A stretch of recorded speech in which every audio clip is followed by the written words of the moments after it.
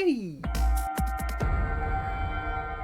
Hi and welcome to the Ruby Tuesday. My name is Ruben and this is my review for Netflix's original anime, Modest Heroes, Ponok Short Films Theatre. It wasn't an original until recently when they bought the rights, and now they've got them. It's 3 separate stories. 2 underwater siblings survive on their own, a boy with a serious egg allergy, a man invisible to the rest of the society. The 3 short stories have a very unique animated style. The first one reminds me very much of Arrietty, Ponyo, very Studio Ghibli, also Honey, I Shrunk the Kids. If you melded those in together, it's the sort of story that you'll get within the first one. The thing it most reminded me of is a film I watched a couple of years ago called The Red Turtle. That is one of the best animated feature films that I've seen that doesn't have any dialogue. Here, it has no dialogue except for names and grunts and sounds. And it works really well. You are able to tell what's going on within the story just by the characters' moods and the shots. It's very vibrant in color. It's this world that's underwater and above water.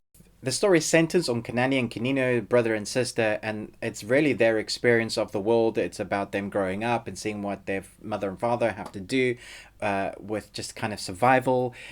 I like the way it looks at elements that are dangerous that we wouldn't normally think to be dangerous. So in Honey, I Shrunk the Kids, the garden becomes massively dangerous and the bugs and the ants and everything. Here it's air currents and water bubbles and fish, and so you have a sense of danger for them. And so for the second story, we have a boy who's highly allergic to egg, and you see the difficulties of him and his mom just trying to navigate life. It's a really kind of heartfelt story. You see how the kid has to interact. He loves sports, but life is quite tricky for him, even reaching for something simple that they thought never had egg in it can be dangerous for him, and you see how their lives are shaped around it.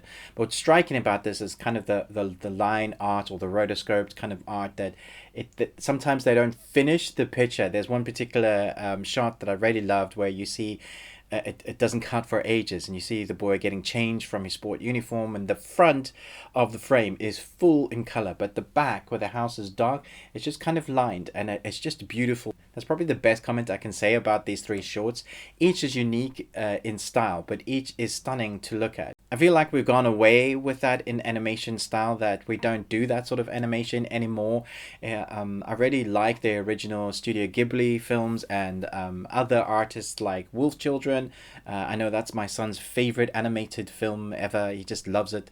He watched it loads of times. Mine is probably Spirited Away and Howl's Moving Castle. These shorts reminded me a lot of those. I feel like it's paying homage a lot to the originals, but also kind of trying to remind us of how great animation is and what the stories and themes you can tell just in short stories. And you don't even have to have dialogue. Through the visual medium of animation, you can say so much. The third part is about this invisible man who struggling with life. He's become very light. Most people don't even see him. There's a blind guy that he meets that recognizes his presence. A dog sees him. You see him struggling to come to the realization of what his life is now. And there's a lot of themes even in that, like how it talks about who can see you, what does it mean to be seen, and what does it mean to be ignored, and it kind of reflects that in theme. Maybe I'm thinking too deeply about it, but I do think it's talking about that. But that was probably my favorite of the 3, although each is unique and very interesting to watch. If you love animation at all, you should definitely check out these 3. I found them riveting to watch, visually vibrant. Turn up the volume, listen to the sound effects that go well, especially the third one has this like deep thrombic tones to carry the short, where there's not a lot of dialogue. The sound effects really add to what's going on in screen, so you've been visually entertained, but the score and sound is really another character of part of these 3.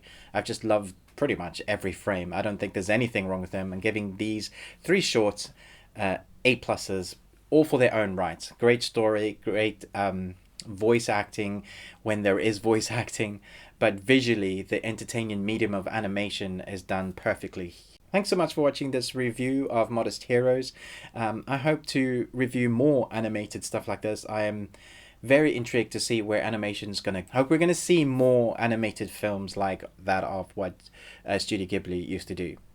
Thanks so much for watching this review, but most of all, until next time, remember, live long and Tuesday.